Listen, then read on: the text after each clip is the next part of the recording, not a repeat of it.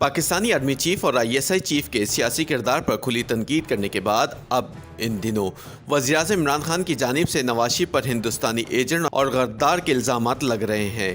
تاہم حقیقت یہ ہے کہ پاکستانی سیاسی تاریخ کی سب سے پہلی غدار مادر ملت فاطمہ جناح قرار پائی تھیں، کیونکہ انہوں نے ایوب آمریت کے خلاف اعلان جنگ کیا تھا۔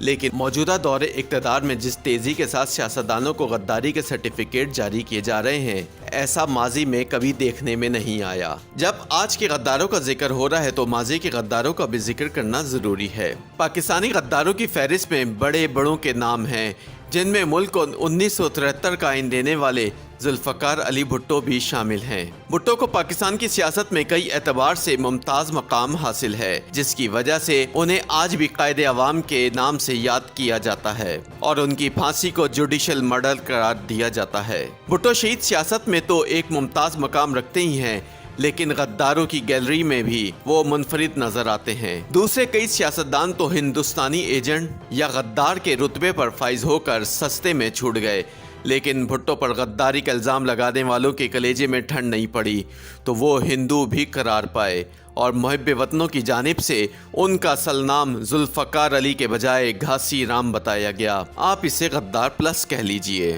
سینئر صحافی محمود الحسن اپنی ایک تحریر میں لکھتے ہیں کہ ضیاء دور میں بھٹو شہید کو ہندو ثابت کرنے کے لیے تحقیق ان کی 1979 میں پھانسی کے بعد بھی جاری رہی۔ راولپنڈی جیل کے سابق special security superintendent colonel retire Rafiuddin نے اپنی کتاب بھٹو کے آخری 323 دن میں لکھا کہ بھٹو صاحب کی لاش کو رات 2:35 پر پھانسی کے بندے سے جدا کیا گیا۔ ان کی میت کو غسل دیا گیا، جس کا بندوبست وہیں کر لیا گیا تھا۔ ایک فوٹوگرافر نے، جسے ایک انٹیلیجنس ایجنسی نے بھیجا تھا، ضرورت کے مطابق بھٹو صاحب کے چند فوٹو اتارے۔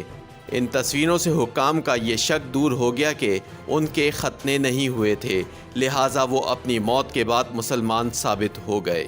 دراصل بھٹو شہید کو ہندو ثابت کرنے میں دائیں بازو کے بے ضمیر صحافتی گماشتوں نے بھی اپنا حصہ ڈالا۔ ضیاء جنتا کی ایما پر اخبارات اور رسائل میں ان کی ذات پر رقیق حملے ہوئے، ان کا جعلی شجرہ نسب شائع ہوا، جس کی روح سے وہ ہندو ماں باپ کی اولاد تھے۔ ہفت روزہ صحافت نے گٹر صحافت کی نئی تاریخ رقم کرتے ہوئے بھٹو کے ایک نام نہاد ہندو ماموں کا انٹرویو شائع کیا۔ اس زمانے میں طرز صحافت کا اندازہ ممتاز صحافی حسین نقی کے خط سے ہوتا ہے، جس میں وہ لکھتے ہیں کہ میں نے بھٹو کے خلاف بھی بہت سخت لکھا ہے، لیکن کبھی ان کی ماں، بہن، بیٹی کے متعلق نہیں لکھا کہ میری نظر میں یہ میری تہذیب اور تربیت کے خلاف ہے، البتہ پڑھا بہت ہے۔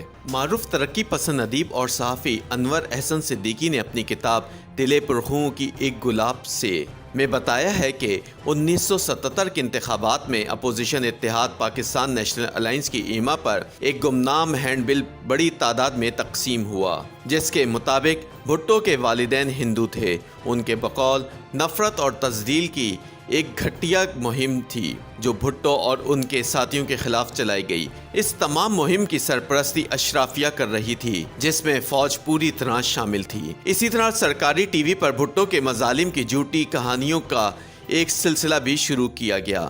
لاہور میں اس بھٹو مخالف مہم کے بارے میں انسانی حقوق کے کارکن اور اشاعتی ادارے سانچ کے مالک امجد سلیم منہاس نے بہت کچھ بتایا۔ وہ اس زمانے میں اسلامی جمعیت طلبہ سے وابستہ تھے اور اعتراف کرتے ہیں کہ جن پوسٹروں میں بھٹو کو گھاسی رام قرار دیا گیا تھا، ان کو لاہور کے علاقے اچرا کی دیواروں پر چسپاں کرنے کا اعزاز ان کے حصے میں بھی آیا۔ ان کے بقول پوسٹر پر درج ہوتا بھٹو جی کا اصلی نام گھاسی رام گھاسی رام۔ امجد سلیم منہاس کا کہنا ہے کہ اب وہ پیچھے مڑ کر دیکھتے ہیں تو اپنے اس عمل پر انہیں پشیمانی ہوتی ہے اور وہ سوچتے ہیں کہ سیاسی مخالفت میں ہم لوگ کس قدر گر گئے تھے۔ بھٹو پر ان کے سیاسی حریف یہ بہتان بھی لگاتے تھے کہ انہوں نے شملہ معاہدے کے دوران اندرا گاندھی سے خفیہ میٹنگ میں ملکی مفادات کا سودا کر کے مقبوضہ کشمیر پر ہندوستان کے اقتدار اعلیٰ کو تسلیم کر لیا ہے، لیکن یہ سب اس سیاستدان کے بارے میں فرمایا جا رہا تھا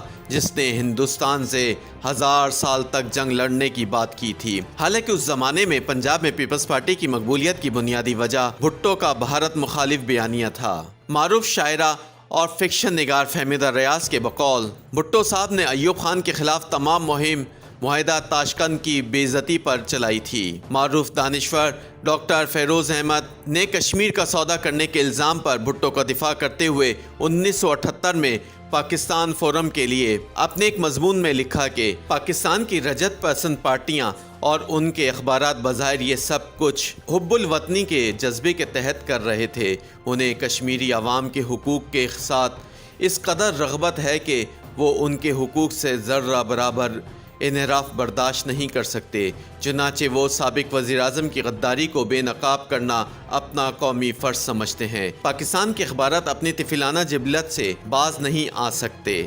ڈاکٹر فیروز احمد نے لکھا کہ انہیں کسی ناپسندیدہ شخص کے خلاف کوئی شوشہ مل جائے تو وہ یہ بھی نہیں سوچتے کہ اس کو اچھالنے سے ہو سکتا ہے کہ ملک کے مفاد کو نقصان ہی پہنچے۔ انہوں نے اپنے مضمون کے اختتام پر لکھا کہ بدقسمتی سے ہماری سرکاری، سیاسی، سماجی اور ذاتی قوت برداشت بڑی ضعیف ثابت ہوتی ہے۔ حکومت وقت کے ساتھ اختلاف کرنا غداری بن جاتا ہے اور سیاسی اور سماجی امور میں رائے کا تصادم وطن دشمنی قرار پا سکتا ہے۔ اس فعل میں حب الوطنی کے ساکھ کے علاوہ کسی کا کچھ نہیں بگڑتا۔ تاہم تاریخ نے ثابت کیا کہ ذوالفقار علی بھٹو غدار نہیں تھا بلکہ پاکستانی قوم کا ہیرو تھا، چاہے یہ بات ثابت کرنے کے لیے اسے تختہ دار پر جھولنا پڑا۔